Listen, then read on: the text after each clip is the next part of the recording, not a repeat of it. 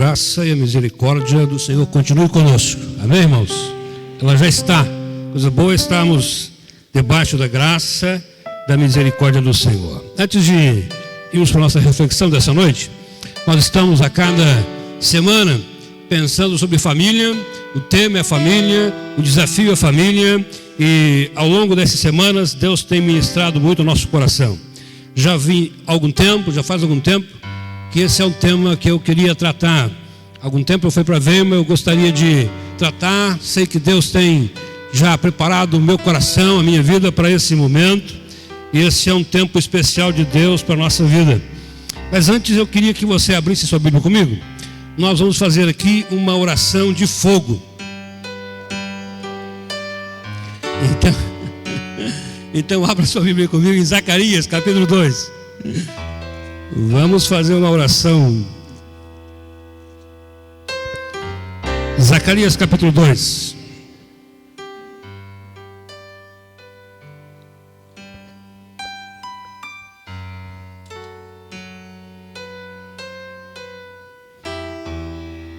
Cada culto, meus irmãos, cada tempo que nós temos com Deus é um tempo de ação de Deus sobre a nossa vida. É tempo de cura, tempo de salvação, tempo de libertação, tempo de transformação. Esta noite não será diferente. A presença de Deus entre nós traz no nosso coração cura, libertação, salvação, transformação. E eu quero desafiá-lo a abrir o seu coração, a sua mente, para que a gente saia daqui de fato nessa noite transformado pelo poder da palavra de Deus. Amém, queridos? Zacarias capítulo 2. Zacarias tem uma visão. Ele vê Jerusalém, mas quando ele vê Jerusalém, o texto diz que não há muralhas em volta de Jerusalém. E você sabe que quando Jerusalém foi edificada, e naquele tempo as cidades eram cercadas por fortes e altas muralhas. Para que serve um muro, irmão, na sua casa? Proteção, não é? Nas cidades de antigamente não era diferente. Os muros serviam para gerar proteção, uma sensação de proteção para os habitantes daquela cidade. Agora Zacarias está tendo uma visão, e a Bíblia diz que ele olha e vê Jerusalém segundo uma direção de Deus. É interessante que ele é pegado aqui pelos cabelos e é suspendido pelos cabelos. Ele vê Jerusalém, e quando ele vê Jerusalém, Jerusalém está sem muro. Agora olha o que ele vai dizer no verso 5. Zacarias 2, verso 5. Essa vai ser a nossa oração agora. Eu, diz o Senhor, serei para ela como muro de fogo em redor, e eu mesmo serei no meio dela a sua glória. O Senhor será sobre a nossa vida como um muro de fogo, e a presença dele, a glória do Senhor, será a nossa glória. Eu queria que você ficasse de pé. Nós vamos orar mais uma vez. Você já ficou de pé bastante, mas você vai ter um tempinho para ficar sentado aí. Enquanto eu continuo de pé, você vai sentar, né? Mas antes que você se aceite, nós vamos orar mais uma vez. Feche seus olhos. A Bíblia diz que quando nós nos reunimos, 2 ou 3, Jesus disse: eu estou no meio de vocês. O Senhor Jesus está neste lugar, irmãos. E onde Jesus está, há milagre. Onde Jesus está, o poder de Deus se manifesta. Pai, nós estamos na tua presença nesta hora, Senhor. E estamos reunidos aqui em nome de Jesus, autor e consumador da nossa fé, aquele que era, que é e que há de vir, Rei dos reis, Senhor dos senhores. Nesta hora, Pai, nós clamamos, lendo a tua palavra, que o Senhor seja um muro ao redor desse templo, um muro de fogo ao redor deste lugar, Senhor, para que absolutamente nada atrapalhe a voz do Senhor no nosso coração. Pai, nesta noite que seja um tempo de ministração do Senhor no nosso coração, seja uma noite de transformação, que o Senhor venha confrontar em nós o nosso próprio erro, o nosso pecado, confrontar as intenções do nosso coração, no nome de Jesus, e que saímos aqui transformados, Senhor, pela tua glória, transformados pela misericórdia do Senhor, transformados pelo teu amor, transformados pelo teu poder, na unção do teu Espírito. Ó Pai, em nome de Jesus, quero clamar que o Senhor quebre toda a cadeia de opressão nesta noite. Tudo aquilo que tapa os nossos ouvidos Arranca, Senhor, nessa noite, no nome de Jesus. Tudo aquilo que impede a nossa visão clara das coisas espirituais, quebra, Senhor, toda a barreira dos nossos olhos em nome de Jesus. E que o Senhor, na autoridade do Teu Espírito, confronte o nosso coração com a Tua vontade e a Tua palavra. Mas sobretudo, Senhor, que o Teu Espírito gere transformação, traga libertação, e que a Tua glória seja a glória deste lugar nesta noite, Senhor. No nome de Jesus. Amém, amém, amém. Você pode se assentar, querido. Aleluia. Hoje à noite, nosso tema será confrontando e lidando com as feridas do adultério. Confrontando e lidando com as feridas do adultério.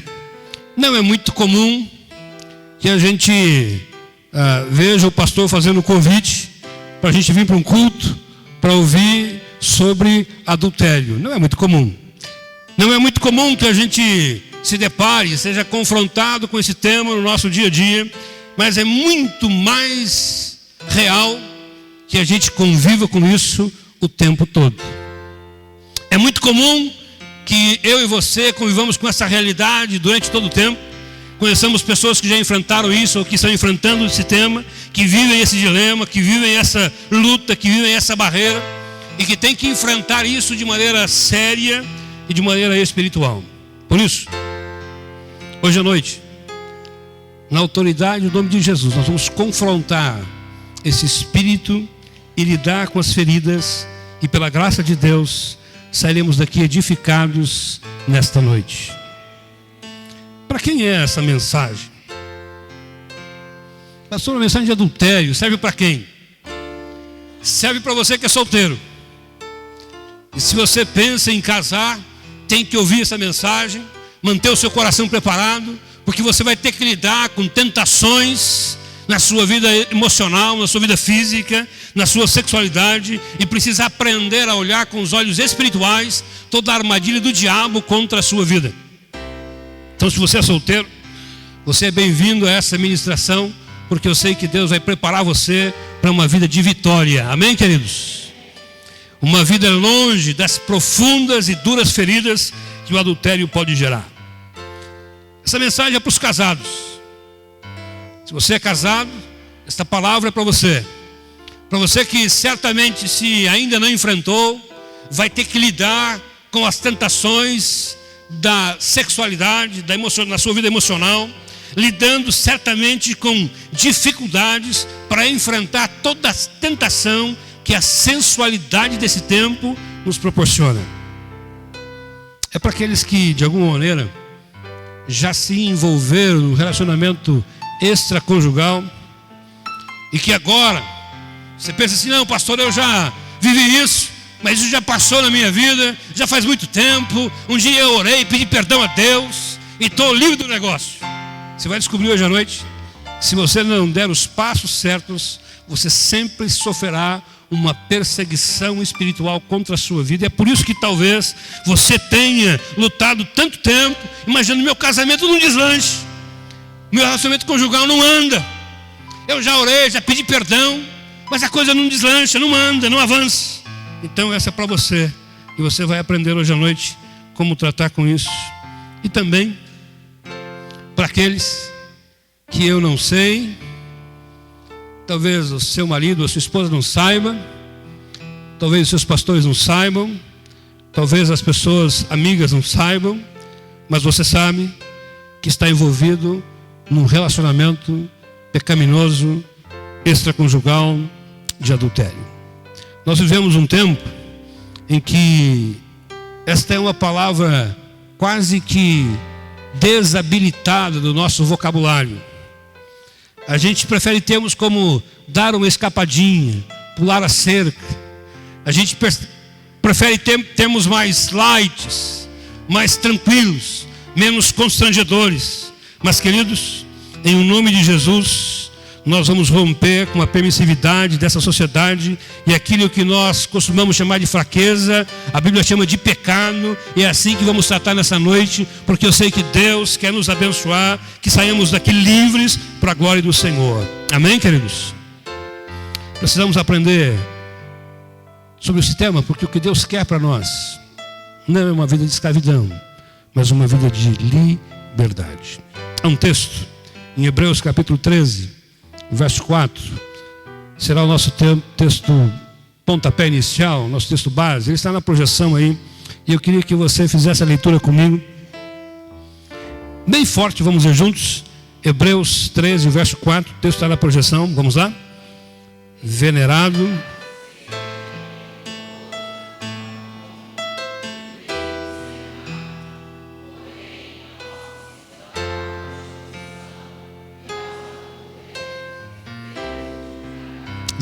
seja entre todos o matrimônio e o leito sem mácula. Esse é o projeto de Deus. Que os nossos casamentos, que os nossos lares, que a conjugalidade seja um relacionamento abençoado e pleno da presença e da unção do Senhor. Nosso coração é enganoso. E muitos de nós, quando a gente casa, a gente faz promessas de uma aliança de fidelidade. Eu me casei com a Veima, essa jovem senhora, pouco mais de 38 anos, mais um pouquinho, mais de 40 um pouquinho. Ô meu filho, muito obrigado. Pode já colocar a aguinha aí. Lá na igreja católica eles têm coroinha. Aqui eu não sei como é que a gente vai organizar isso, mas seja assim, meu filho, uma bênção. Nós nos casamos no dia 30 de janeiro de 1988. Eu quero compartilhar uma parte da minha vida, porque meu desejo é ministrar a palavra, mas eu quero que o meu testemunho sirva como uma ilustração para a ministração dessa noite. Nós nos conhecemos ainda bem jovens, eu e a Weber. Nós tínhamos 15 anos, quando meu pai mudou-se para Campo Mourão, e os pais dela se mudaram também para Campo Mourão, vindo de Toledo. E nós nos conhecemos lá na igreja, na primeira igreja batista em Campo Mourão, onde nós nos conhecemos, namoramos e nos casamos em 1988. Namoramos 5 anos, 4. Irmãos, eu sou péssimo com a de datas, tem que olhar para ela direto aqui. Então, 4 anos, e aí ficamos noivos e nos casamos então em janeiro de 88. Quando nós nos casamos, tínhamos muitos sonhos, muitos planos, os quais Deus nos conduziu.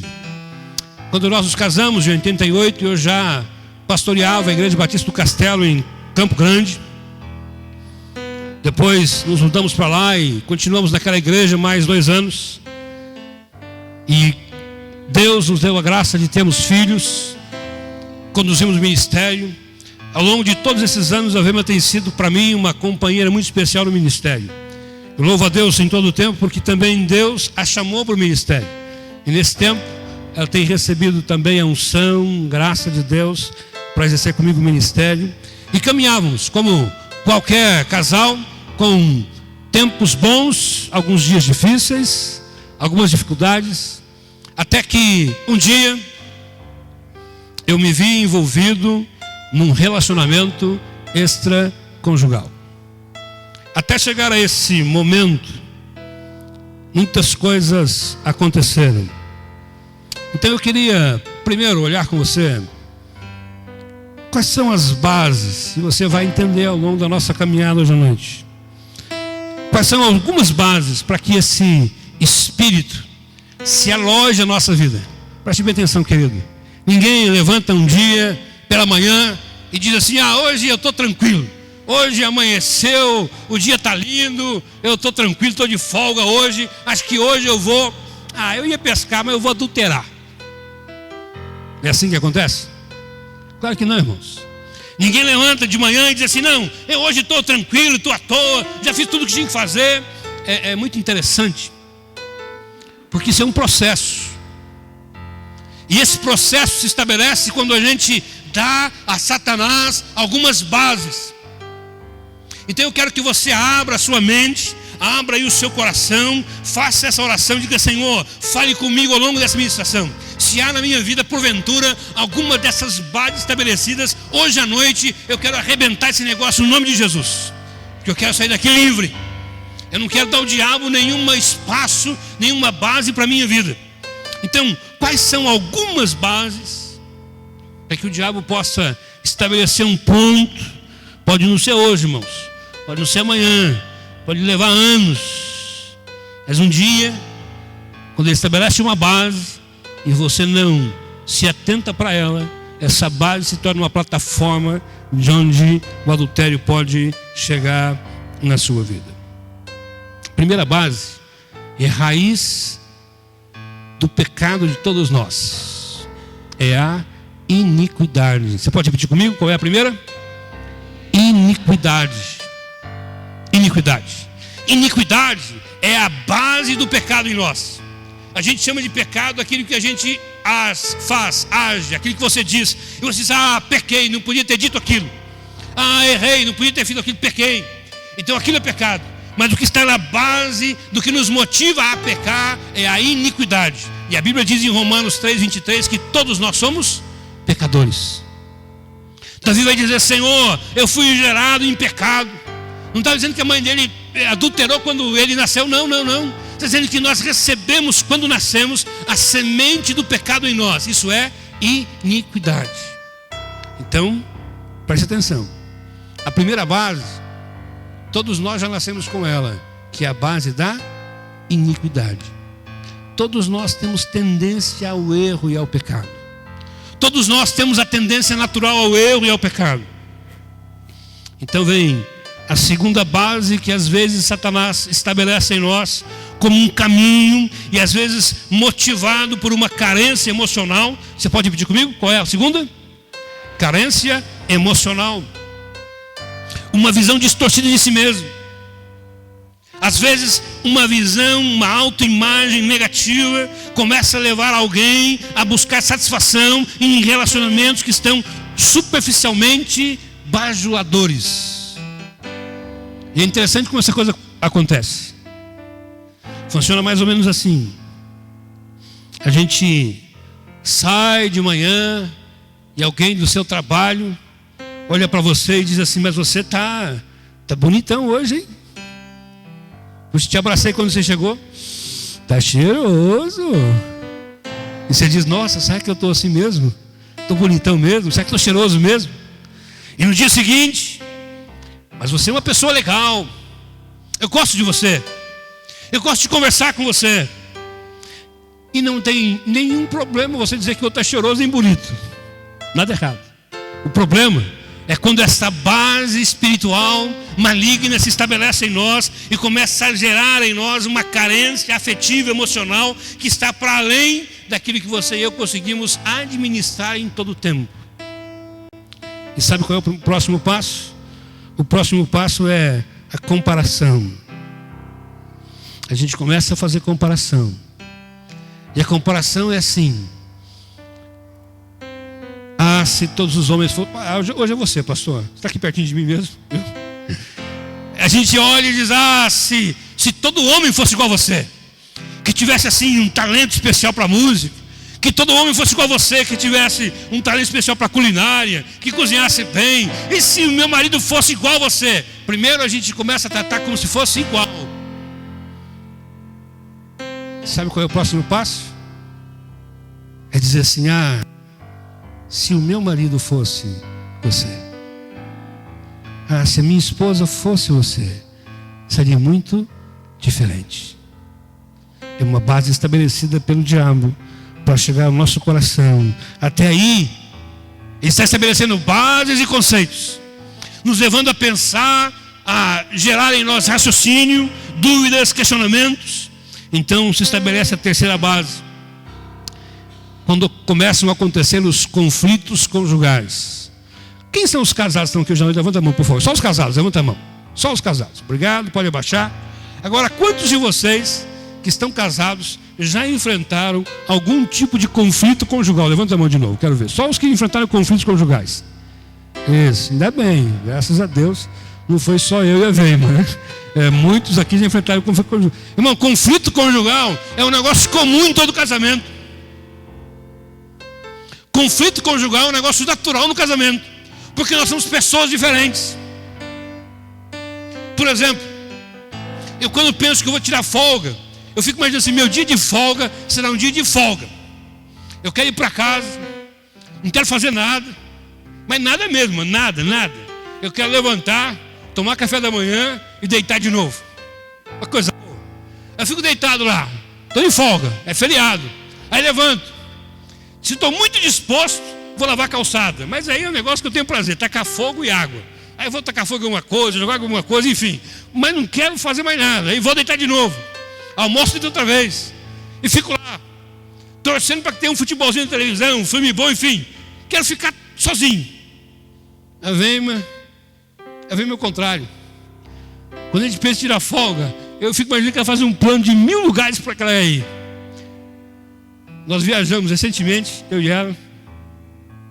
Fomos para Fernandópolis, naquele hotel que tem lá, muito gostoso, inclusive. Precisamos voltar lá, né, amor? Ficamos lá 3 dias, irmãos. Só eu e ela. O hotel estava quase vazio. Uma piscininha de água quente. Eu ia para aquela piscina e ficava lá o tempo todo. O primeiro dia foi tranquilo. O segundo dia, tranquilo também. No terceiro dia, falou, amor, vamos dar uma voltinha? Vamos no shopping um pouquinho, voltamos de novo. Vamos embora. Ela falou, olha, eu vou falar a verdade, eu não estava aguentando mais ficar aqui sozinha. Já tive amizade com as camareiras, com as meninas do hotel, conversando, batendo papo, porque a gente é diferente. Quando ela pensa em descansar, ela pensa em sair, bater papo, conversar. Às vezes isso me incomoda. Eu queria que ela ficasse comigo, ela quer que eu saia com ela. Isso pode gerar um conflito. Mas todos nós que somos casados já temos essa consciência. Quarta base é o orgulho alimentado pelos elogios e comparações. Repita comigo. Orgulho. Já falei sobre isso. Então vem a quinta base, que pode ser. Não estou dizendo que isso aqui é uma lógica que tem que estar estabelecida na sua vida, todos esses pontos. Mas se você, em algum momento, identificou que você tem na sua vida aí alguns desses pontos, eu quero desafiá-lo a olhar diante de Deus e dizer, Senhor, eu não quero que esse assunto seja uma base do diabo na minha vida para um espírito de adultério. Então a quinta base é perseguição geracional. Qual é a quinta base? Isso. Sabe o que significa isso? Um histórico na sua família de promiscuidade, lascívia, histórias de traição, de adultério.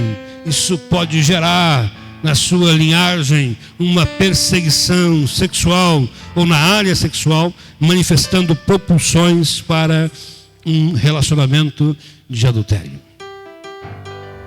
A gente vai descobrir como a gente resolve isso. Essas são algumas bases.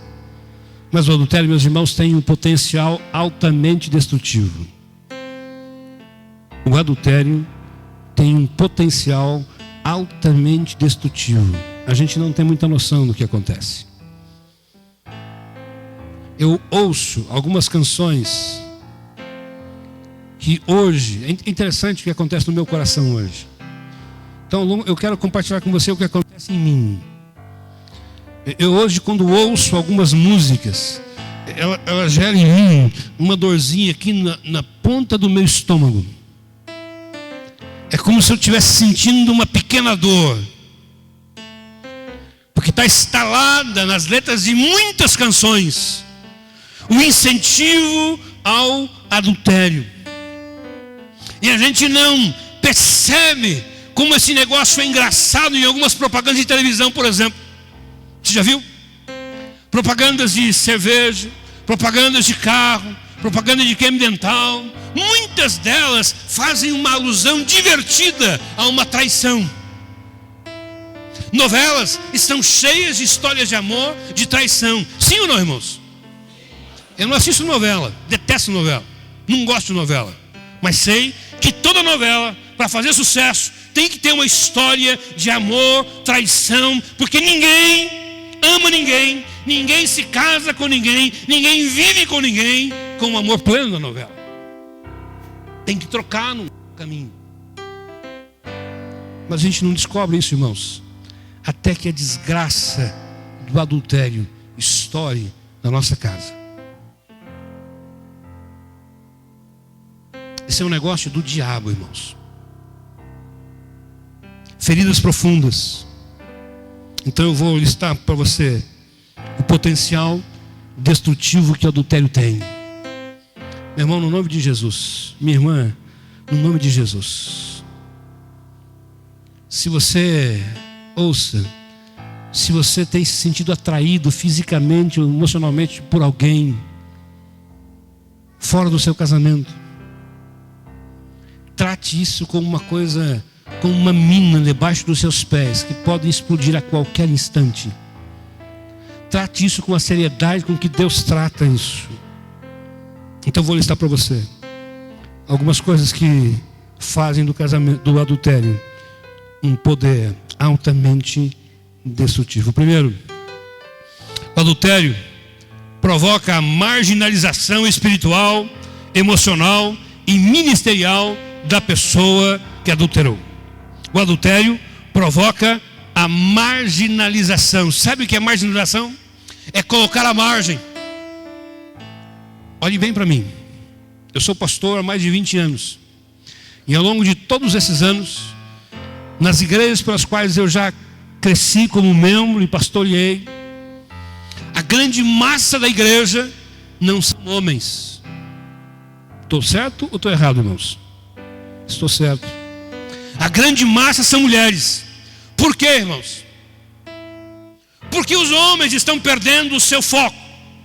Porque os homens estão perdendo a autoridade. Porque os homens estão caminhando à margem. Porque os homens estão perdendo a sua credibilidade no que diz respeito à sua sexualidade.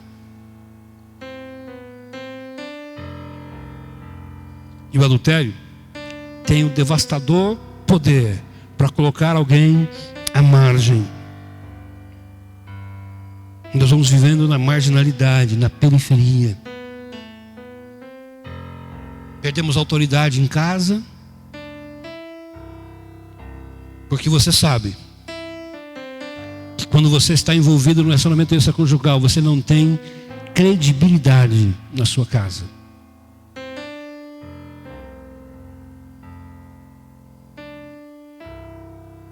Segundo,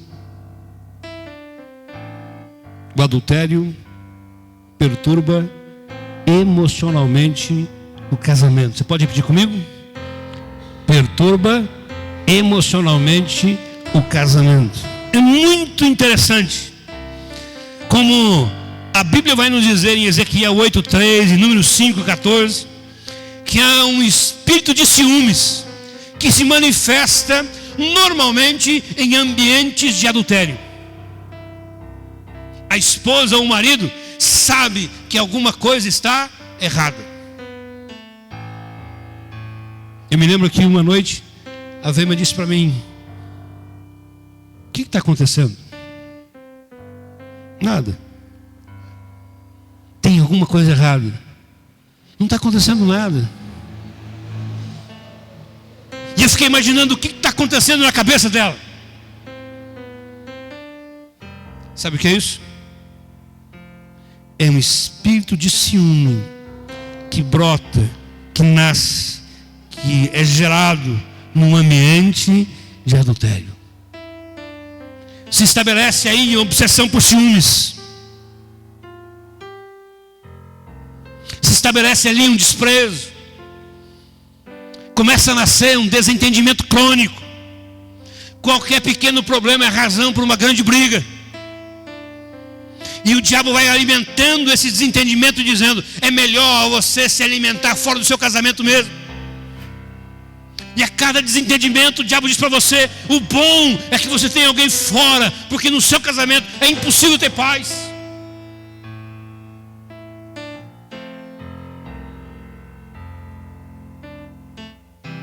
Ele vai perturbar o seu casamento emocionalmente, destruindo e deturpando a comunicação. O adultério, meus irmãos, traz para o casamento, preste atenção, a terceira pessoa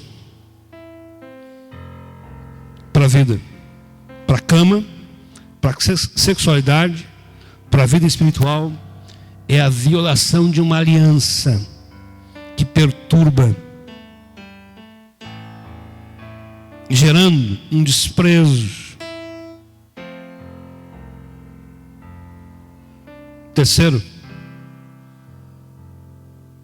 potencial destrutivo do adultério. O adultério endemoniza a cama. É uma palavra estranha e feia, né? Mas vamos repetir junto? O que acontece? Endemoniza a cama. Hebreus 13:4 diz que bem-aventurado, bendito é o leito sem mácula. Porque quando ele é maculado, nós atraímos a ação maligna, demoníaca para dentro do nosso casamento. É atrair para dentro do casamento uma terceira pessoa física e espiritual, porque na ação e no relacionamento extraconjugal se estabelece ali uma ação demoníaca e maligna. É da natureza, preste bem atenção nisso, é da natureza do espírito de adultério remover de dentro para fora do casamento o prazer sexual. Eu vou repetir. É da natureza do espírito de adultério remover de dentro para fora do casamento o prazer sexual. É por isso que a gente recebe tanta gente que diz assim: pastor, eu não sei o que acontece. Quando a gente se casou, ia tudo bem na área sexual, mas chegou um dia que as coisas não iam mais bem, e eu acabei me envolvendo com alguém, mas com uma outra pessoa parece que tudo é fantástico. Meu irmão, presta atenção. Presta atenção. Se você alguma vez se envolveu no relacionamento extraconjugal e não tratou o assunto como deve ser tratado, é possível que você ainda tenha que lidar com essa perseguição espiritual no seu casamento. Mas hoje à noite, no nome de Jesus, nós vamos sair daqui para vencer. Nós vamos sair daqui para ser mais do que vencedores em Cristo Jesus. Porque o Senhor não nos chamou para uma vida de escravidão, mas para uma vida de liberdade. Amém, queridos? O Senhor nos chamou para uma vida de liberdade. Quarto, o adultério não só perturba o casamento, endemoniza a cama, mas também desprotege sexualmente a vida dos filhos. Eu vou usar como exemplo hoje à noite 2 personagens. Um, como diria um candidato, esse que vos fala, e outro, vou usar o exemplo de Davi. Quando Davi adulterou com Betseba, o Senhor disse a ele: você pecou contra o Senhor. Ele disse: pequei contra o Senhor. E Deus diz a ele: porque você pecou contra o Senhor e deu ao inimigo do Senhor oportunidade para zombar de Deus, aquilo que você fez em oculto, os seus filhos farão à luz do dia. Misericórdia, né, irmãos? Misericórdia. Mas foi exatamente o que aconteceu com Davi. A Bíblia vai dizer, no caso de Aminon e Tamar, eram irmãos. Aminon se apaixonou desesperadamente pela meia-irmã, ao ponto de maquinar uma estratégia e de estuprar a própria irmã, violentar a própria irmã. O adultério vai desproteger sexualmente a vida dos filhos. Abre a vida sexual dos filhos antes da hora. Quinto, o adultério expõe o cônjuge, a ser vítima da sua própria traição, provocando nele um sentimento de vingança, provocando nele um sentimento de raiva, de rancor, e de pagar com a mesma moeda. Agora vem uma coisa séria. O adultério, em sexto lugar, implica num processo ativo, num princípio ativo de escândalo e decepção. O adultério implica um princípio ativo de escândalo e decepção. Todo adultério vai ter que enfrentar um tempo de exposição.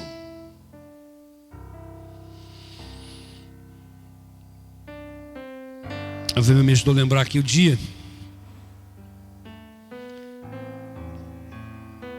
Foi o dia 20 de julho de 2007. Dia que eu cheguei em casa e pedi que ela descesse até a minha sala. E ela desceu. O coração dela já tinha tantas dúvidas, tantos sentimentos, porque é uma perturbação maligna. E eu disse a ela: querida, eu preciso confessar uma coisa a você. E contei a ela o que estava acontecendo. Eu disse a ela naquela manhã: você tem a liberdade de escolha, porque eu vou dizer a você o que eu disse ao longo de todos esses anos em que eu lidei com casos como esse. Eu tinha consciência, irmãos, de que a partir daquele momento, daquele instante, a minha vida ia dar uma guinada. Eu não fazia ideia de para onde a minha vida iria, mas eu sabia, tinha consciência, porque durante dias e dias e dias e dias, essa luta espiritual interior aconteceu em mim. E quantas vezes eu dizia: Senhor, eu sei, eu quero me ver livre desse negócio, eu quero ficar livre disso, eu quero ficar livre dessa situação, eu quero pedir o teu perdão, eu sei que o Senhor me ama, eu sei que o Senhor tem um projeto na minha vida, eu quero ser livre. Mas eu sabia que a solução para a restauração passa pela exposição.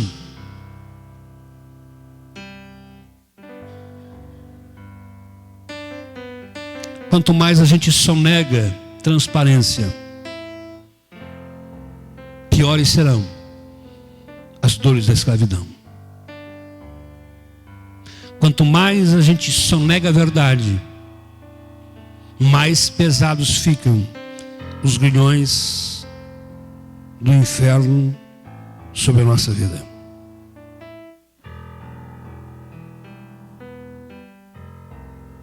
Há 3 pessoas que querem expor. Há 3 pessoas que vão expor esse assunto.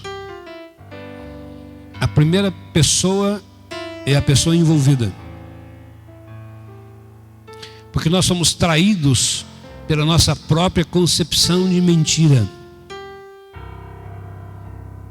Ninguém consegue manter uma mentira adequadamente a vida inteira.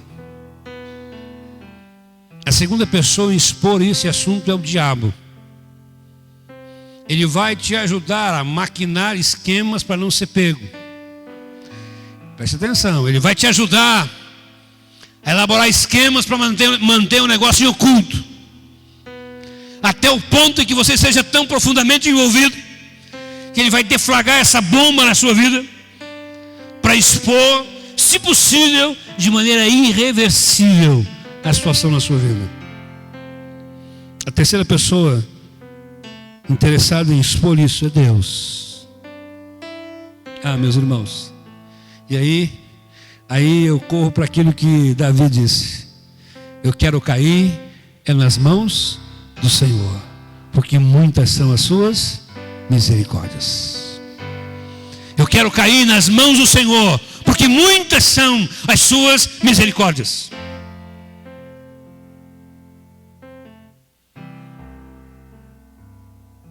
Sétimo, as pessoas envolvidas são levadas aos mais terríveis extremos na tentativa de esconder o pecado. Você lembra da história de Davi? Se sentiu atraído por Betseba, era o rei, mandou chamá-la e a convenceu. Certamente era um músico, começou a tocar uma harpinha para ela, né? Cantar uma musiquinha, dizendo que era muito legal, que era muito joia, dizendo que era uma pessoa muito boa, enfim, que ele gostaria de tê-la por perto, que seria bom. E a Bíblia diz que quando eles tiveram relação, ela vai para casa e manda um bilhetinho para Davi, manda um recado, dizendo: eu estou grávida. O que foi que Davi fez, irmãos? Foi aos pés do Senhor, confessou o pecado. Foi isso que ele fez? Não. O marido estava na guerra, mandou chamar o cara da guerra. Disse: ô meu filho, você está dispensado hoje, vai para casa. Vai para casa, você está livre, passa o fim de semana em casa. A Bíblia diz que Urias disse: não vou, os meus amigos estão na guerra, o meu comandante está na guerra, meu capitão está na guerra, para casa eu não vou. Até o ponto em que Davi manda um recado em uma carta pelo próprio Urias, leva a carta ao capitão, que o manda colocar na linha de frente para que seja morto. Desencadeia na vida de Davi o que se desencadeia na vida de muitos de nós: o processo de negação, mentira, negação e mentira, mentira e negação. E quanto mais a gente tenta esconder, mais vulnerável se fica, mais você adentra no esquema diabólico. Por isso, é preciso tratar isso com seriedade e com verdade. Oitavo, o adultério, quando ocultado, traz um dos piores tipos de definhamento da alma, um processo crônico de fracasso. Abra sua Bíblia comigo aí em Provérbios. Eu quero que você assinale aí num cantinho da sua Bíblia, para você ler em casa, o mais breve possível. Leia os capítulos 5, 6 e 7 de Provérbios. São 3 capítulos em que Salomão escreve com muita clareza o problema do adultério. E no capítulo 6 de Provérbios, verso 32, olha o que ele diz aí: o que adultera com uma mulher é falta de quê, irmãos? De entendimento. E o que acontece? Destrói a alma. Destrói a alma. Meus irmãos, eu aprendi nessa experiência.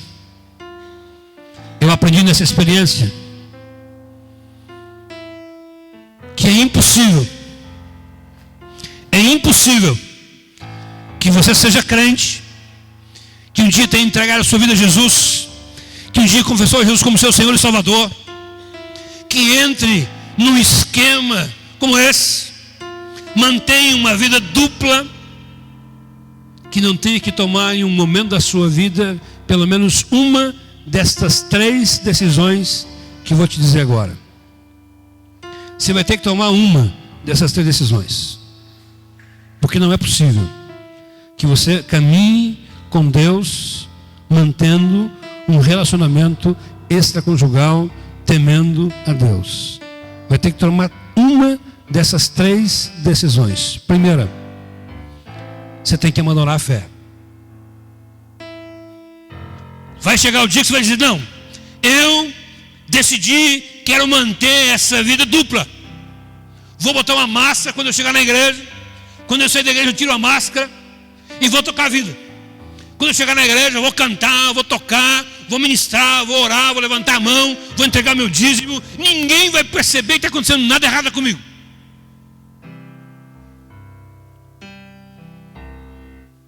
Essa é uma opção. Você pode escolher abandonar a fé. Não quero mais. E vai, obviamente, ter que arcar com aquilo que diz Hebreus, daqueles que uma vez sendo iluminados pelo poder de Deus, se desviaram e voltaram, abandonaram. Essa é uma opção. A segunda é essa que eu acabei de dizer. Você pôr uma máscara e dizer: eu vou fingir, me tornarei um hipócrita convicto. É assim que eu sou. Se alguém me perguntar, eu digo que não tem nada. Se alguém vier orar comigo, eu baixo a cabeça e saio de fininho. Se alguém achar que tem alguma coisa errada, não, engano seu, está tudo bem comigo. É uma decisão, querido. A terceira decisão é a decisão pela cura, restauração e libertação. Essa foi a decisão que eu tomei naquele dia. Essa foi a decisão que Davi tomou também naquele dia. Essa foi a decisão que você precisa tomar se você estiver envolvido num processo como esse, para que haja uma possibilidade de restauração plena. O caminho da libertação, antes que a sua alma se define completamente. É interessante que esse potencial destrutivo do adultério, Deus ainda, em nono lugar, começa a levantar situações e pessoas para confrontar o nosso pecado. Deus vai levantar situações e pessoas para confrontar o nosso pecado. A Bíblia diz que um dia Natã estava no palácio e o profeta chegou a ele e disse: vou contar uma historinha para você, Davi. Havia um homem muito rico que tinha um grande e numeroso rebanho. Ao lado da sua fazenda morava um outro fazendeiro pobre. E eles tinham uma ovelha. E a ovelha foi criada como um bichinho de estimação naquela casa. Era a ovelhinha da família. E um dia chegou um visitante na casa daquele fazendeiro rico. E ele mandou um empregado invadir a casa do seu vizinho, roubar a única ovelha que ele tinha, para matar e fazer um churrasco para quem estava chegando de visita. E Davi fica muito irado. Diz assim: esse tipo de gente tem que morrer. Eu não sei se Natã era um homem alto, mas Davi não era um homem muito alto. Então eu imagino que Natã, se fosse alto, baixou um pouquinho, olhou para Davi e disse assim: você é esse homem.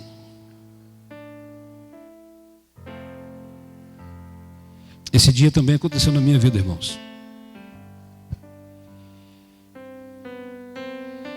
Houve um momento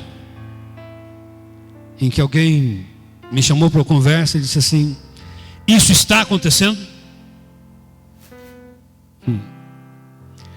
Quanta coisa passou na minha mente. Em fração de segundos. A nossa mente é extraordinária. E eu reconheci naquele momento, era a minha chance de me livrar e de sair daquela situação, caindo nas mãos de Deus, para um tempo de tratamento de Deus. Meu irmão, minha irmã, querida, querido, Em nome de Jesus. No nome de Jesus. Não permita que esse potencial destrutivo do adultério aconteça na sua vida. Como é que a gente pode lidar com isso? Como é que a gente pode lidar com essa situação e qual é o caminho da recuperação? Antes de entrarmos no caminho da recuperação e de entendermos alguns conceitos importantes, eu queria que você ficasse de pé mais uma vez, por favor. Fique de pé.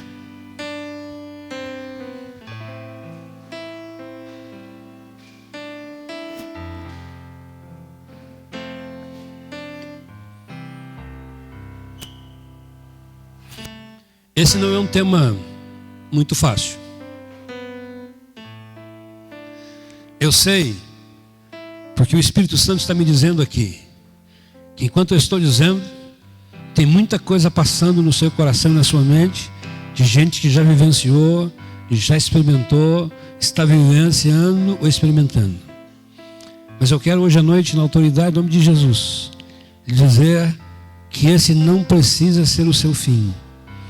Esse pode ser o começo de uma linda história que Deus vai reescrever na sua vida. Talvez você esteja aqui hoje, trazendo na alma, no corpo, na mente, marcas tão profundas dessa dor. Mas a graça de Deus está neste lugar. E Ele vai gerar cura ao seu coração hoje à noite, em nome de Jesus. Feche seus olhos. Antes de entrarmos para esse tempo de entendermos o caminho da cura, vamos orar. Ó Pai, o Teu amor me alcançou. A Tua graça restaurou a minha vida.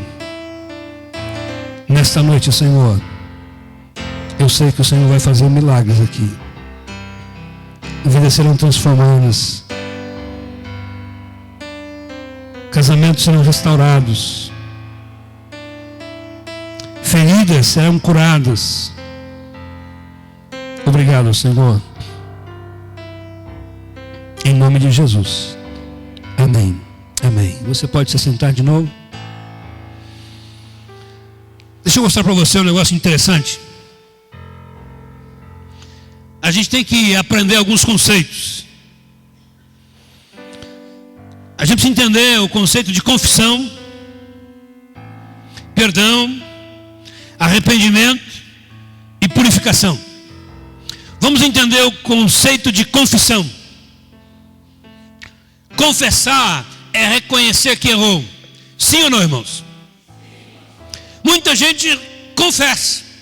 Às vezes a gente confessa quando você é confrontado. Fiz. Às vezes você confessa porque foi instado pelo seu Espírito, pelo Espírito de Deus, a chegar e dizer: eu fiz, errei. Isso é confissão. Ela pode ser voluntária, pode ser involuntária. E aqui, irmãos, há uma diferença grande no processo de recuperação. É melhor que você se exponha do que esperar que o diabo exponha você. É melhor que você trate do que esperar que o diabo exponha isso para você tratar. Segundo, é o conceito do perdão. É o conceito que lida com o fato em si e a consciência de que agora eu posso me arrependendo, confessando, pedindo perdão, entender que Deus perdoa, que as pessoas podem me perdoar e que pode ser aberta a mão da dívida que se contraiu. Arrependimento é o conceito que me explica que eu decido não fazer mais. Não vou mais fazer isso. Esse é um conceito que as crianças aprendem rápido, não é? Às vezes eu presenciava alguma bronca da venda nos meninos. Fulano, você fez isso? Não, mãe. Fez. Fiz, mãe. Depois de levar uns tapinhas, fiz. Vai fazer de novo? Não, mãe. Vai fazer de novo? Não, mãe. Vai fazer de novo? Não, mãe. Isso aí, irmão, isso aí é arrependimento. Você não vou fazer mais. É a decisão de não vou fazer mais. Mas entre a decisão de não vou fazer mais e a purificação e a libertação, há um caminho. Sabe por quê, irmãos? Porque libertação, purificação, lida com as consequências. Irmão, aí é diferente. Quando a gente entende que você precisa lidar com as consequências, e libertação é isso. Libertação é lidar com as responsabilidades, as consequências daquilo que se fez. Por isso, em 1 João 7, a Bíblia diz: se andarmos na luz, como Ele na luz está, então temos comunhão uns com os outros, e quando eu tenho comunhão uns com os outros, o sangue de Jesus me purifica de todo o pecado. Amém, irmãos? O sangue de Jesus me purifica de todo o pecado. Mas há um caminho que a partir de agora eu quero trilhar com você para a nossa recuperação. Primeiro, é agir com total transparência. Qual é o primeiro passo? É preciso agir com total transparência. Quando eu chamei a Eva para aquela conversa, eu disse para ela: o que você quiser saber, eu vou dizer. Não vai ficar nada entre nós que não seja absolutamente claro. Não vai ficar uma pendência, não vai ficar uma palavra, não vai ficar um sinal, não vai ficar uma marca que você tenha uma percepção, que você queira saber, que você não vai saber. O que você quiser saber, você vai saber. Irmão, o caminho, o primeiro passo para a restauração plena, passa pela transparência. Não existe recuperação com meias verdades. Não existe. Não existe libertação. Não foi bem assim, foi mais ou menos, não era bem assim. Você tem que ser absolutamente transparente.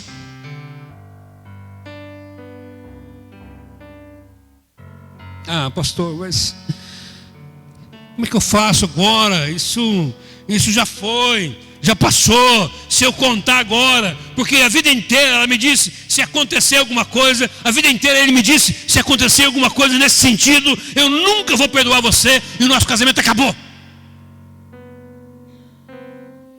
Sabe o que você precisa entender, irmão? É que se você continuar assim, seu casamento já acabou. Você não percebeu ainda. Não tem mais conjugalidade aí. Não tem mais intimidade aí. Não há mais legalidade da unção do Espírito no casamento de vocês. Há uma legalidade demoníaca, diabólica. E como é que a gente vence isso? Sendo absolutamente transparente, dizendo a verdade. É por isso que Jesus diz assim: e conhecereis a verdade vai fazer o quê? Repita comigo, irmão: e conhecereis a verdade, e a verdade vos libertará. Verdade. Quem liberta é a verdade, irmãos. O diabo, diz a Bíblia, é o pai da mentira. Então, toda vez que o diabo só fala ao seu ouvido: não conte tudo. Isso é coisa do cão. Tem que contar tudo. Eu disse para ver o que você quiser saber. Pergunte. Quem tem um celular para me emprestar aí? O seu, manda aí, Sandro, por favor. É novo ou não? Novinho? Muito caro? Não? Se quebrar, não tem problema. Se quebrar, vai pedir um iPhone no lugar, né, Sandro? E 5 ainda, aquele moderno. Irmãos, eu quero que você entenda. Eu estou querendo que ser o mais transparente possível. Eu quero lidar com isso de maneira muito séria, muito séria, muito séria. Eu fico preocupado, irmãos, quando eu vejo mulheres e homens que andam com o celular assim. E aí... Oi? E o celular vai para baixo do travesseiro do cara. O celular não sai nem do travesseiro. É dia e noite, 24 horas. Por quê, irmão? Eu não sei por quê. Mas é possível que tenha alguma coisa a esconder. É ou não é verdade? Então, quando eu tratei com a Veima, haviam coisas no meu celular. Eu disse: a partir de hoje, esse negócio está aqui. Ligação, você vai atender, mensagem você vai ler. O que tiver aqui é meu e seu. Nós estamos estabelecendo aqui de novo um compromisso de intimidade e de absoluta transparência. Porque não existe libertação sem transparência. Não existe. Meu irmão, no nome de Jesus, arrebenta com esse negócio na sua vida. Se você tem coisinhas que a sua esposa ou seu marido não possa ver, arrebenta hoje. Hoje é o dia. Hoje é o dia de você dizer: basta. Na minha vida, na minha casa, o celular é um instrumento de comunicação e não de violação de uma aliança. Sandro, muito obrigado. E olha que eu nem li nada. Não tem nada. Não tem caixa. Tá certo. Querido, qual é o primeiro passo? Agir com total transparência. Você tem que rasgar o seu coração. Tem que rasgar o coração. O meu caminho, eu tinha convicção naquele dia, era um caminho de pedras. O tempo passou, e um dia eu estava em Campo Grande, um colega pastor veio me visitar, queria falar comigo, me chamou lá no escritório do meu pai em Campo Grande. Vocês já ouviram conversar com você, cara. O que você fez? Aí contei toda a história para ele de novo. Eu estava cansado de contar essa história, porque todo mundo que viu da mesma história. Ah, aconteceu assim, assim, assim. Não é isso que eu estou falando, não. Você está louco de falar a verdade. Acabou a sua vida. Seu ministério acabou. Eu disse para ele: eu tenho consciência. Eu tenho completa consciência. Eu não sei absolutamente nada do que vai acontecer daqui para diante. Eu sei de uma coisa: eu vou tratar esse assunto com total transparência. O diabo não terá legalidade na minha vida por uma inverdade, por uma coisa oculta nesse assunto, nunca mais na minha vida. Não tem. Mas não foi só a Veima, né, irmãos? Eu tinha filhos. Tinha não. Tenho filhos. Chamei aqueles meninos no meu quarto, a Veima junto, olhando um no olho do outro, disse: meu filho, papai cometeu um erro muito grave, vergonhoso. E contei o que havia acontecido. Choramos juntos. Eu e a Veima depois avaliando o momento psicológico com os meninos, entendemos, descobrimos que alguns captaram a ideia, outros tiveram um pequeno surto naquele momento que desligou, né? Houve um desligamento geral. Mas eu sabia que eu tinha um tempo para tratar com eles. Eu sabia, irmãos, preste bem atenção no que eu vou te dizer. Eu sabia que os meus filhos teriam que ouvir coisas a meu respeito, na escola, na rua. Mas eu tomei uma atitude naquele dia. Eu vou vencer esse negócio. E eu sei que o primeiro passo é a verdade. É a transparência. Então qual é o primeiro passo? Agir com total transparência. Não há libertação plena sem verdade. Às vezes a gente vai orar com alguém e eu digo: querido, tem alguma coisa errada acontecendo?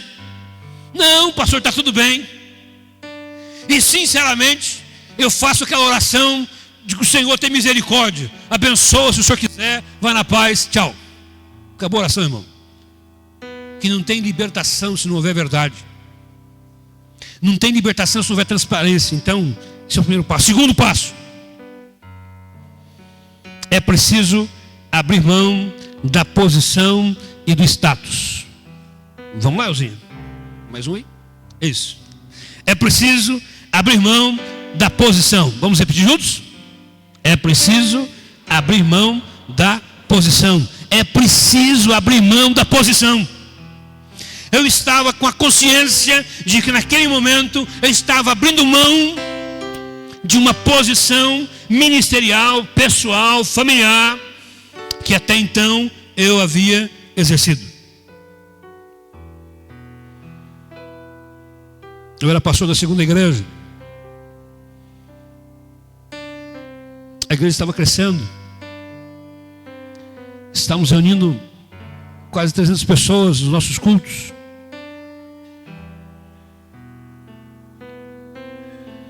Eu era executivo da associação, membro do conselho da Convenção Batista Sul-Mato-Grossense, membro do conselho do seminário. Eu tinha muitas posições. E eu sabia que naquele momento eu estava abrindo mão de cada uma dessas posições. O que seguiu foram conversas, reuniões e reuniões. Convoquei o nosso vice-presidente da igreja e a Vema comigo. Compartilhei com ele o assunto. Corpo diaconal, diretoria, convenção. Fui ligando para cada um dos meus colegas. Convoquei uma reunião da Ordem dos Pastores. E fui tratando um a um, cada um na sua esfera, no meu nível de responsabilidade, com cada um deles, o mesmo assunto, a mesma coisa. Eu já estava enfadado do assunto. Mas sabia que aquele era o caminho. Eu tinha que abrir mão. Até que no mês de setembro,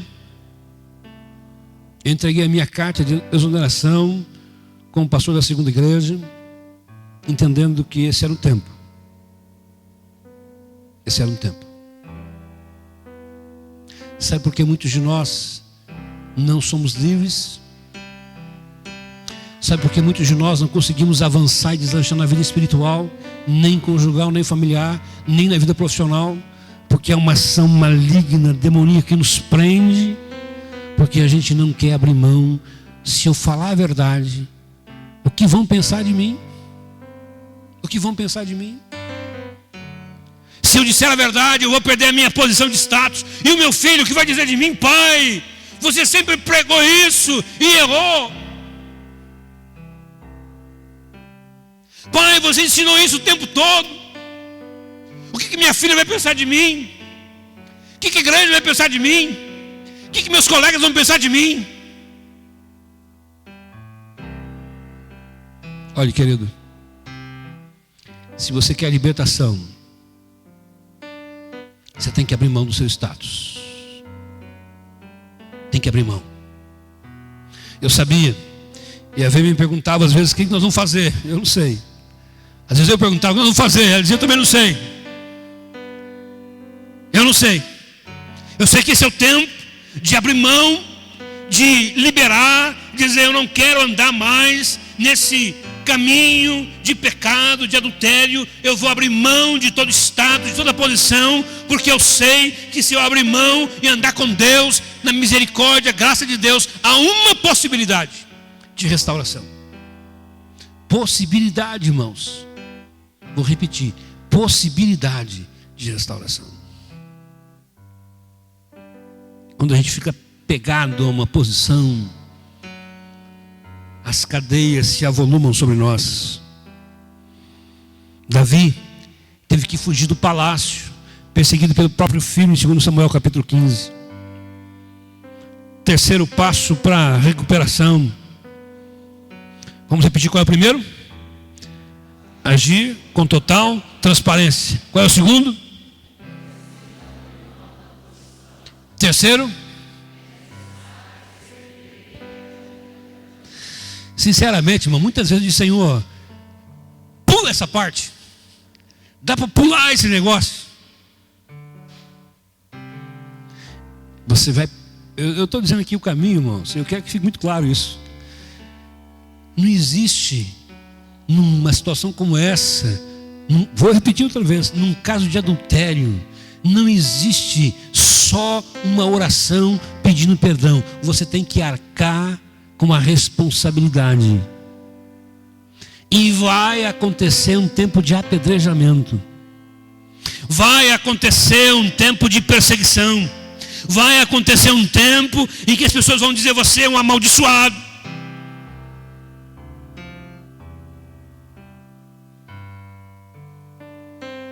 Ah, meu querido, às vezes as pedras vêm de perto, às vezes vêm de longe, às vezes vêm do diabo, às vezes vêm de Deus.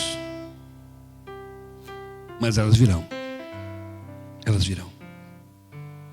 Oh, meus irmãos, eu já enfrentei muitas emoções, mas a sensação de desprezo foi uma das piores emoções que eu já vivi. De você chegar num lugar e a pessoa que está à sua frente fingir que não te vê, e quando ela levanta o olho e olha para você, ela vira de lado, cumprimenta o outro, pula você, cumprimenta o seguinte. De receber o recado: você não é bem-vindo aqui. Isso é um peso nas nossas costas. Eu vivi esse tempo. Eu vivi esse tempo.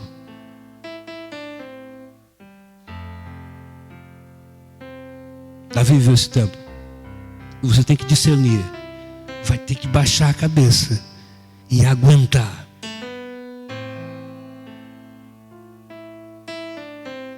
Quantas vezes eu chorei sozinho, porque eu dizia: o que foi que eu fiz? O que foi que eu fiz?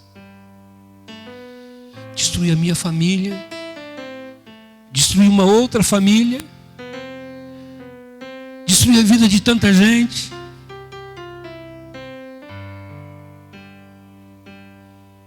Eu já contei aqui, mas vou contar de novo. E quero que você entenda que essa foi uma. E eu vivi tantas situações parecidas com essa. Um dia eu cheguei ao banco, peguei a minha senha, lá no Bradesco, e me assentei. Quando me assentei, sentou do meu lado um irmão. Ele olhou para mim e disse: pastor, que bom me ver. E eu vi que me abracei gostoso, com um abraço gostoso de todo mundo.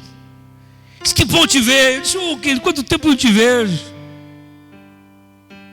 Era o irmão João Paracatu, hoje é falecido. E começamos a conversar ali no banco. E ele perguntou como eu estava, perguntou da Veima, perguntou dos meninos. Batemos um papo ali. E aí, irmãos, eu caí na falácia, no erro de perguntar: irmão, está firme na igreja?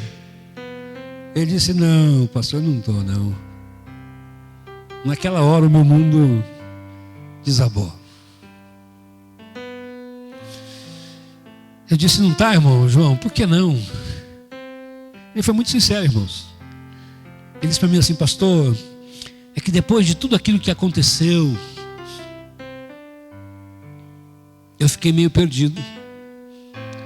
Eu não sabia se eu ficava, se eu saía, eu não sabia para onde ir. E naquele sentimento de estar perdido, eu também não consegui caminhar na fé. Comecei em algumas igrejas, mas logo me afastei. Não estou indo em igreja nenhuma.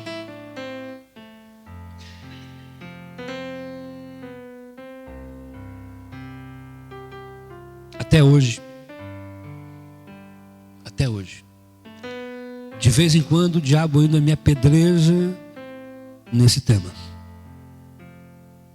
Às vezes eu saio na rua, encontro com alguém e ele diz: esse foi mais um que você destruiu. Mas eu sabia, eu tinha que enfrentar esse tempo.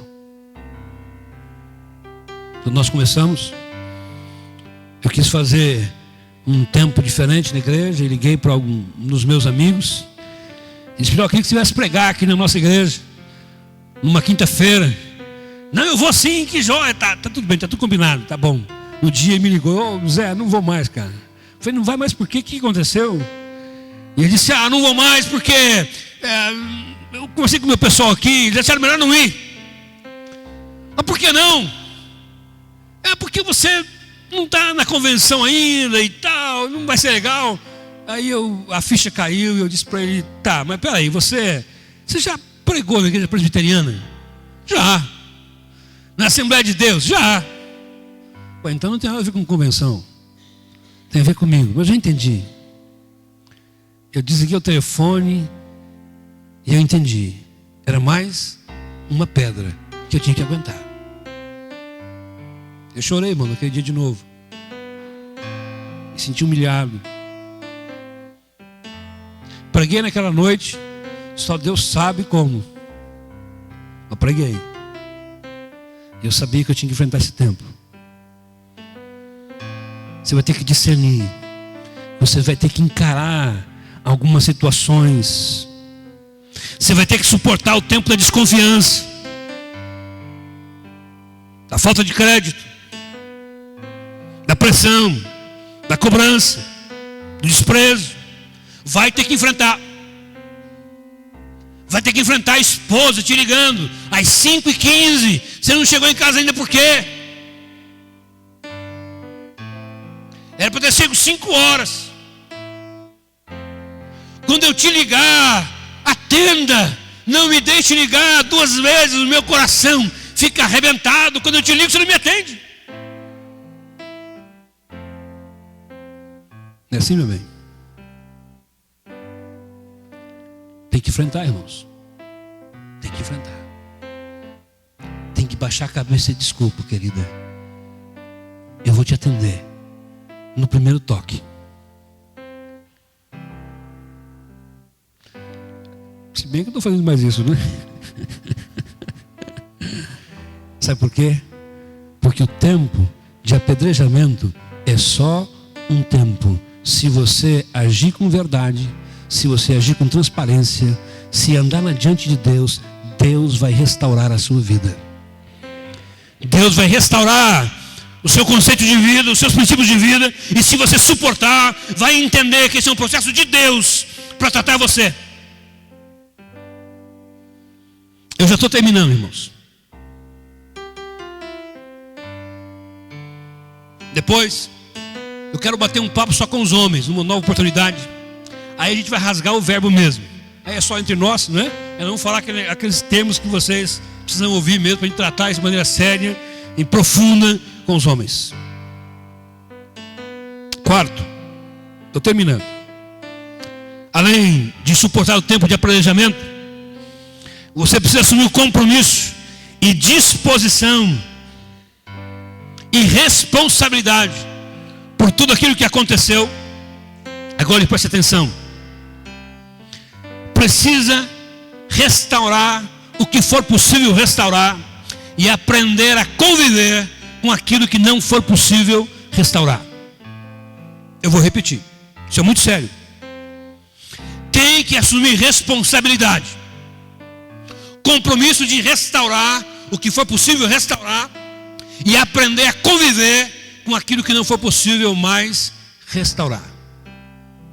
Irmãos, vocês acham, sinceramente, digam com sinceridade, vocês acham que Deus perdoou de fato Davi? Sim ou não, irmãos?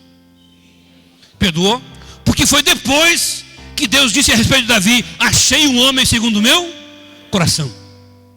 Foi depois de ter pecado, cometido um assassinato, um homicídio. Deus olha para Davi e diz: achei um homem segundo o meu coração. Deus perdoou Davi. Mas agora me responda a próxima pergunta. O perdão de Deus trouxe de volta a vida de Urias? Sim ou não, irmãos? Não. Perdoar a Davi trouxe de volta o neném que morreu? Sim ou não, irmãos? Não. Haverão coisas que você vai restaurar. Haverão coisas que serão impossíveis de se restaurar. E você precisa aprender a conviver com essa realidade. Tem que conviver.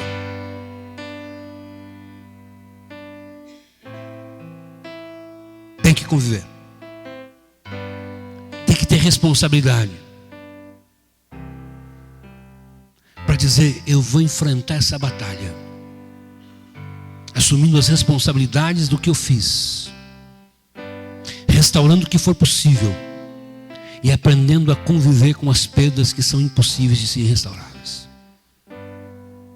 Existem feridas abertas no coração da minha esposa, dos meus filhos e na vida da outra família que eu nunca vou conseguir restaurar, irmãos. Eu tenho consciência disso.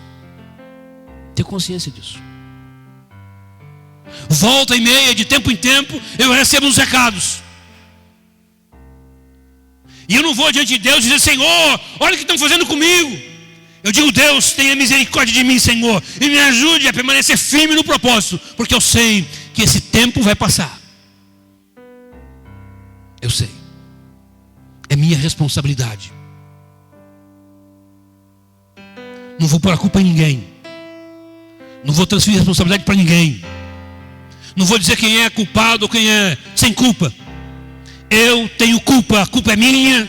Assumir a minha responsabilidade. É assim que eu vou andar diante de Deus, porque eu sei que eu preciso assumir compromissos diante de Deus e diante das pessoas, para que eu seja completamente restaurado. E finalmente, eu preciso ter um coração quebrantado diante de Deus. O que a gente tem que ter, irmãos? Coração quebrantado diante de Deus. Você pode ficar de pé?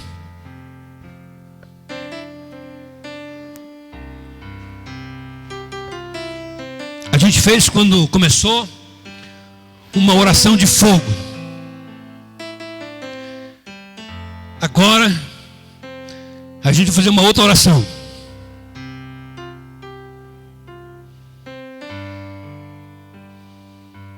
Uma oração, irmãos, de unção de gasolina nesse fogo.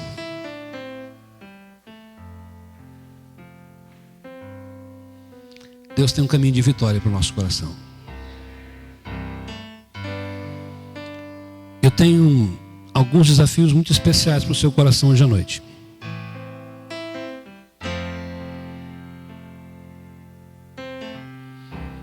A Vera me perguntou se eu estava nervoso antes do culto.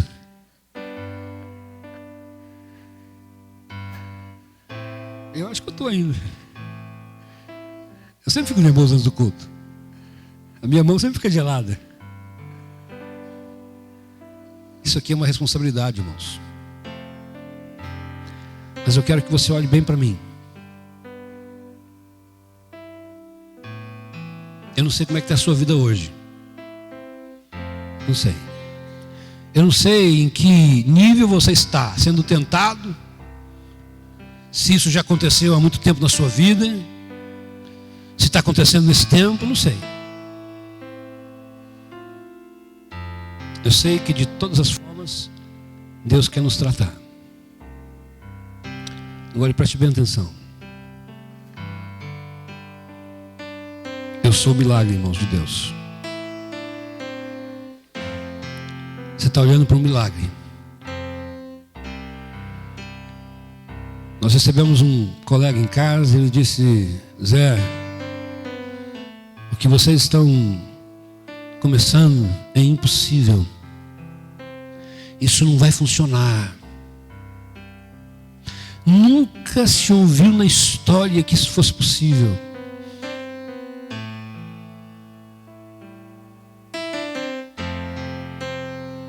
Você está vendo hoje? É possível.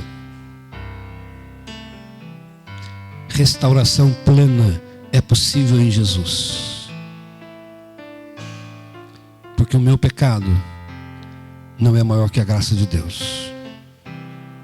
O seu pecado não é maior que a graça de Deus. Talvez nós tenhamos mulheres aqui que tenham se envolvido no relacionamento extraconjugal e que precisam tratar isso diante de Deus. Querida, hoje é o dia. Talvez tenhamos homens aqui que já viveram essa situação no passado ou estejam vivendo.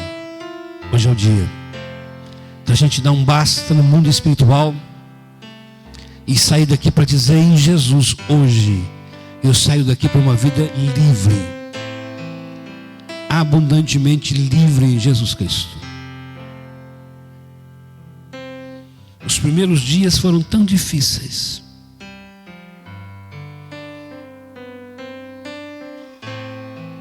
Mas a graça de Deus me restaurou.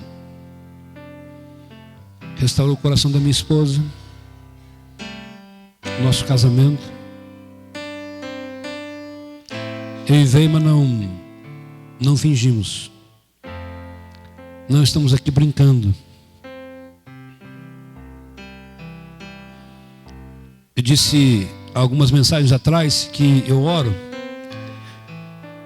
para que o avivamento na minha vida seja reconhecido não por uma multidão que não me conheça, mas eu quero que o avivamento seja reconhecido na minha vida pelo meu filho que está comigo todo dia. Ele pode dizer: meu pai, tem muita coisa que eu não gosto nele, mas eu tenho que entender e admitir, ele é um homem de Deus. É isso que eu quero, irmãos. É isso que eu quero. É isso que eu quero. Passado alguns dias, um dos meus filhos disse: pai, quando eu crescer, eu quero ser igual a você.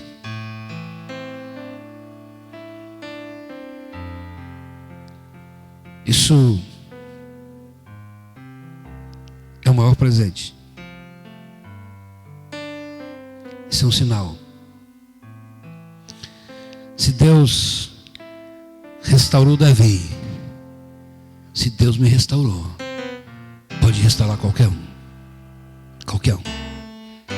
Qualquer um. Então nós vamos orar agora. Há uma canção. Eu sei que nós estamos aí já 9h25, mas eu vou pedir para você aguentar firme aí, que tem coisa muito boa de Deus para o nosso coração aqui hoje à noite.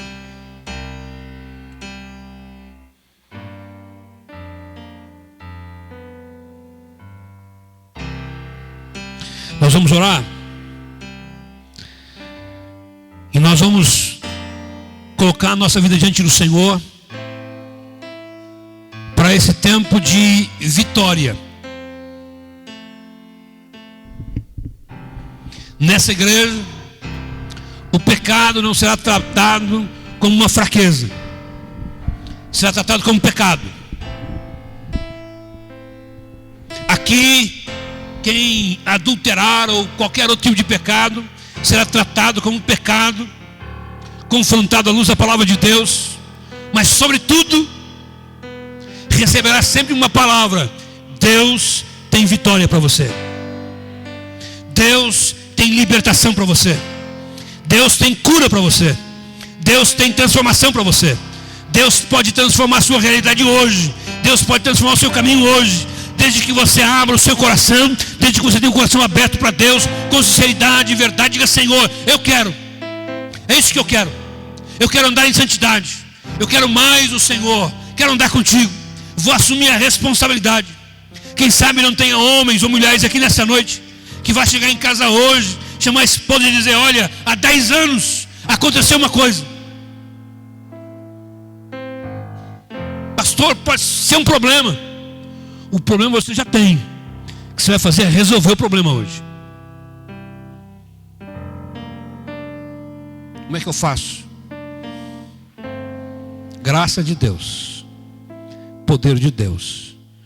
Mas eu quero, no nome de Jesus, que esse povo que aqui se reúna se levante como um povo sarado na presença do Senhor, curado na presença de Deus. Gente que possa olhar no olho do outro e dizer: eu caí, mas Deus me levantou. Eu caí, mas o Senhor me restaurou. Vamos cantar essa canção. E ela diz: há esperança para você. É hora de você avaliar a sua vida. É hora de você olhar para o seu coração. É hora de tomar uma decisão pessoal. A esperança para o ferido, como árvore cortado, marcado pela dor. Ainda que na terra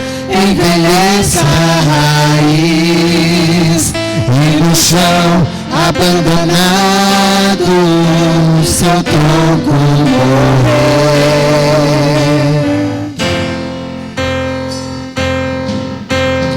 A esperança para o ferido, como árvore cortado, marcado pela dor. Ainda que na terra envelheça a raiz e no chão abandonado seu tronco morrer, a esperança pra você, ao cheiro das águas brotará, como planta nova florescerá, seus ramos se renovarão,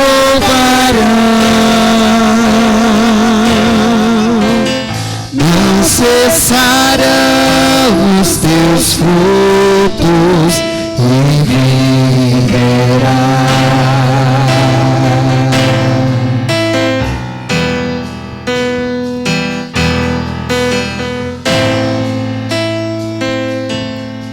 Nós vamos fazer 3 orações. A primeira oração será por aqueles que de alguma maneira estão enfrentando a tentação, sendo atraídos para um relacionamento fora do seu casamento.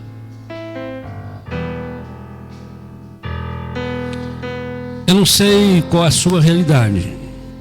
Ninguém vai vir aqui à frente. Ninguém precisa se movimentar. Aí no seu lugar, você sabe aquilo que tem acontecido com a sua vida. A primeira oração será para você que está sendo tentado,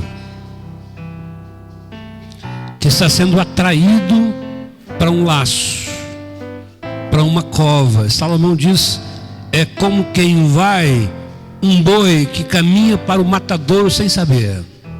O fim é a morte. Eu quero orar com você agora. Quero orar com você e nós vamos, na autoridade, em nome de Jesus, confrontar esse espírito maligno que pode ver através de autoimagem distorcida, pode ver através de carências afetivas,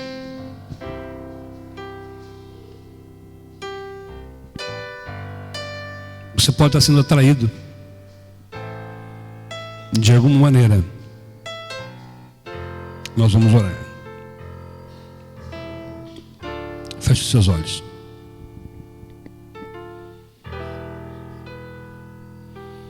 Pai, no nome de Jesus, há pessoas aqui nessa noite que estão vivendo um tempo de muita opressão espiritual. Alguns estão sendo atraídos e enganados num processo que eles mesmos não entenderam ainda. Mas nesta hora eu te peço ao Senhor, no nome de Jesus, que seja desmascarado esse espírito em nome de Jesus. E que essa pessoa compreenda, e que ela entenda, que reconheça, que sejam abertos os seus olhos espirituais, para que reconheça através desse esquema maligno uma ação diabólica para levá-la a um relacionamento de pecado, de adultério. Ela ainda não caiu, ela ainda não se envolveu, mas o coração, a mente, tem recebido um processo que alimenta sentimentos de desprezo pelo cônjuge, de conflito, de atração pelo outro. O coração tem sido mudado, a atenção para o outro. Mas nesta hora, Senhor, no nome de Jesus, o Senhor é o Deus da luz. Traz luz, Senhor, sobre esse coração nesta hora, sobre essa mente. Expõe, Senhor, essa ação maligna em nome de Jesus.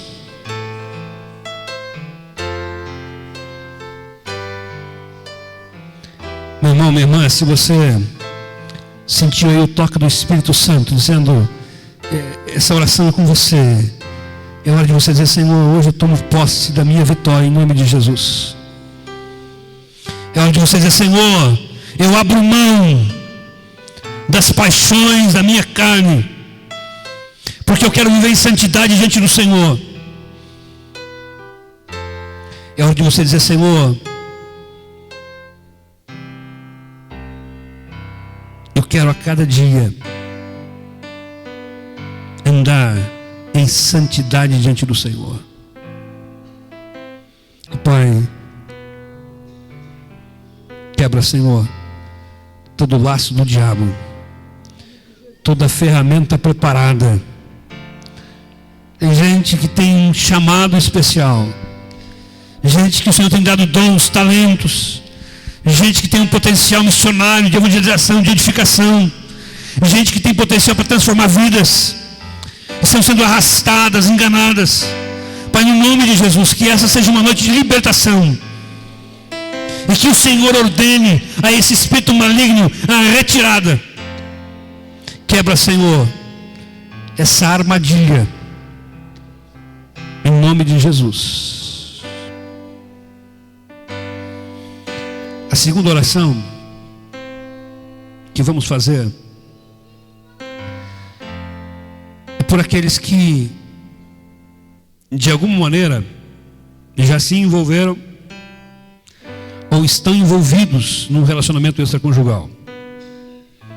Hoje o Espírito Santo está confrontando você com a verdade. Esse é o caminho da recuperação, da restauração. O diabo enganou você, ludibriou você, e tem gente que está vivendo enfeitiçada, encantada, e o encantamento no sentido mais mágico da palavra. Mas hoje esta obra do diabo será desfeita, porque a Bíblia diz: para isso o Filho de Deus se manifestou, para desfazer as obras do diabo.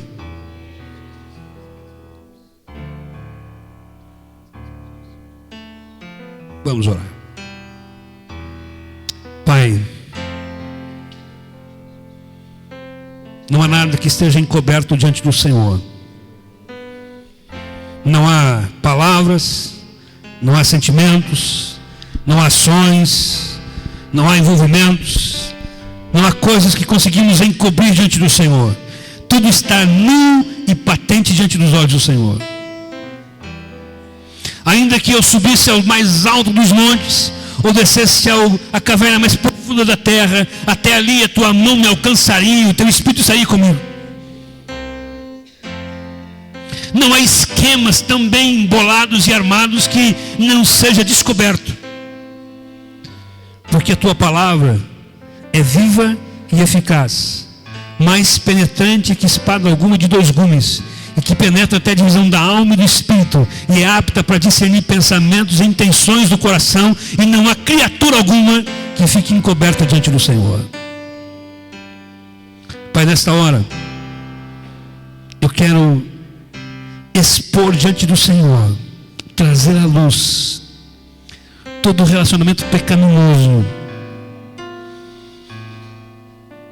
toda relação de adultério que porventura tenha acontecido ou que esteja sendo vivenciada nesse tempo. Nós denunciamos no mundo espiritual esta verdade, Senhor, clamando por tua graça e tua misericórdia, e nos postamos diante do Senhor, clamando: Deus, tu és o Deus da restauração, da recuperação, da libertação, do perdão, do amor. Nós queremos cair nas tuas mãos e não nas mãos do inimigo. Nós queremos estar nas tuas mãos, Senhor. Ainda temos que enfrentar o tempo do apredejamento, o tempo da responsabilidade, o tempo da luta, o tempo da batalha, o tempo da verdade, da transparência. E enfrentaremos esse tempo diante do Senhor, porque eu sei que o Senhor é o Deus de misericórdia, Deus de graça, Deus que cura, o Deus que faz a ferida e o Deus que cura a ferida. Bendito seja o nome do Senhor. Pai, eu quero apresentar a vida deste homem e desta mulher diante do Senhor. Ó Deus, se há ainda alguma estrutura mental, alguma estrutura de pensamento, alguma estrutura psicológica que o mantém sob essa cadeia maligna, demoníaca, em nome de Jesus, nós ordenamos que essa cadeia seja quebrada agora, em nome de Jesus. E toda falsa percepção seja desfeita, todo falso entendimento seja quebrado, toda malícia seja quebrada, todo esquema seja desfeito. Ó Deus, em nome de Jesus, que esse homem e essa mulher tenha coragem agora, no nome de Jesus, para dizer: Senhor, hoje eu me liberto dessa história, hoje, em nome de Jesus.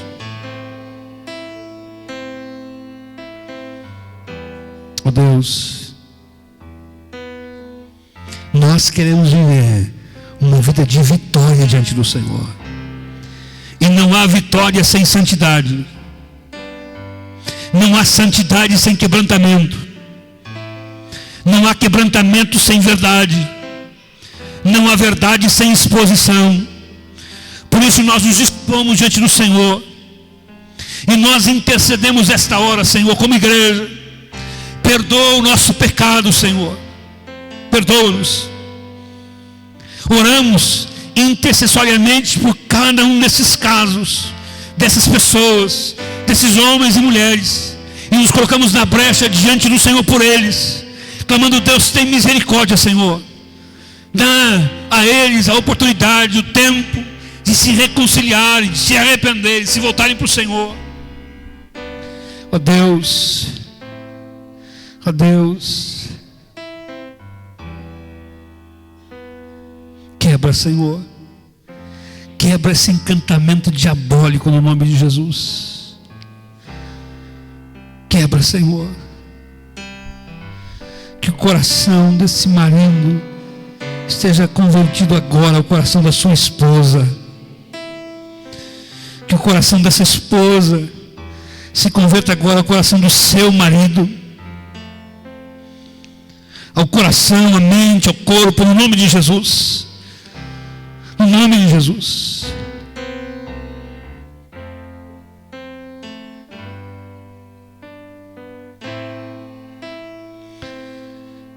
A terceira oração será por aqueles que foram feridos, machucados, aqueles que sofreram ou que estão sofrendo. Talvez você foi abandonado, abandonada, trocado por alguém. Eu não sei, mas Deus tem cura para você hoje à noite. Para essa oração, vou convidar a pastora Veima. Há algum tempo nós estávamos numa reunião da liderança da igreja, e nós falamos um pouquinho sobre a nossa história. E o tema naquela reunião, já faz um bom tempo, era a ordenação da Veima. E no final da reunião, um dos nossos líderes disse assim: nós agradecemos a Deus pela nossa trajetória como igreja. E aí falamos no nome da pastora Veima, e ele disse assim: é justo que a igreja a reconheça, porque essa história só foi possível porque ela perdoou. Nós só estamos aqui, irmãos, porque houve alguém que perdoou. Nós só estamos aqui hoje porque ela teve um coração capaz de perdoar.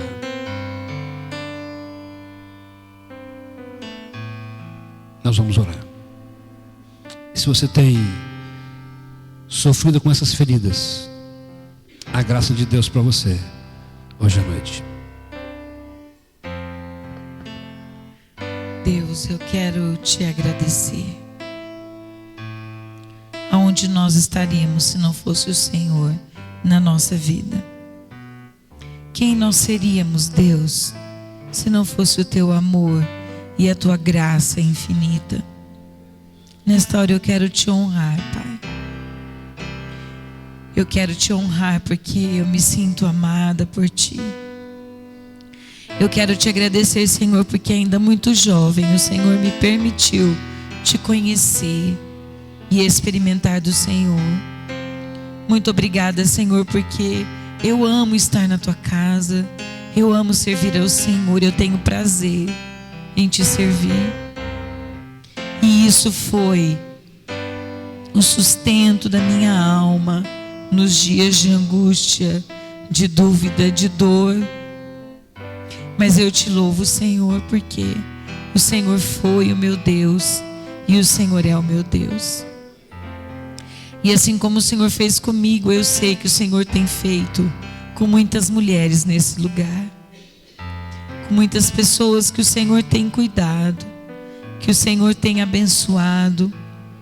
Mas tem muitas que têm muitas mágoas ainda, muita dor, muito ressentimento.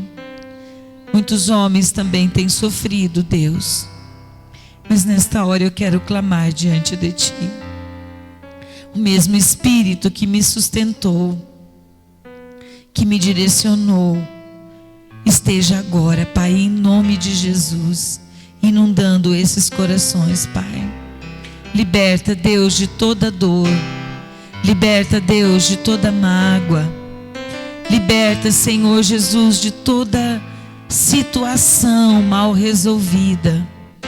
Pai, em nome de Jesus, entra com a tua providência.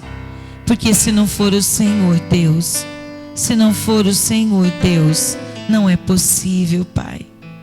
Eu te agradeço, Senhor amado, pelos meus filhos. Eu te agradeço porque o Senhor tem sustentado. Muitas foram as lutas, muitas têm sido, o Senhor sabe.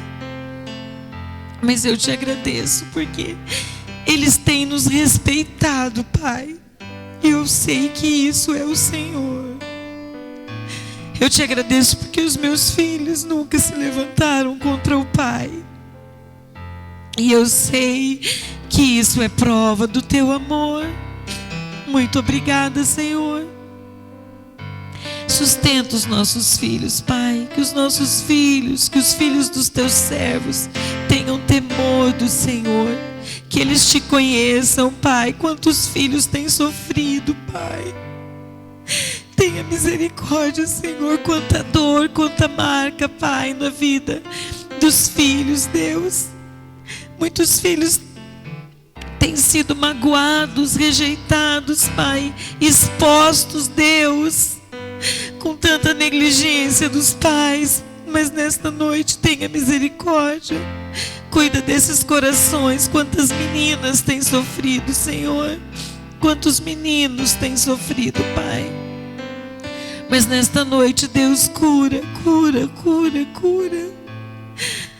Com a tua água que sai do teu trono, que leva a vida de Deus.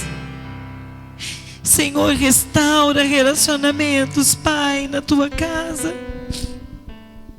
Mesmo que essa árvore, Deus, não tenha mais vida, não tenha mais vida, o Senhor pode restaurar, o Senhor pode renovar, o Senhor pode derramar amor, o Senhor pode derramar graça.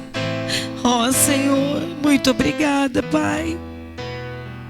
Obrigada pelo que o Senhor está fazendo aqui neste lugar, nesta noite, Senhor. Ó Senhor, toda a honra e toda a glória seja dada a Ti.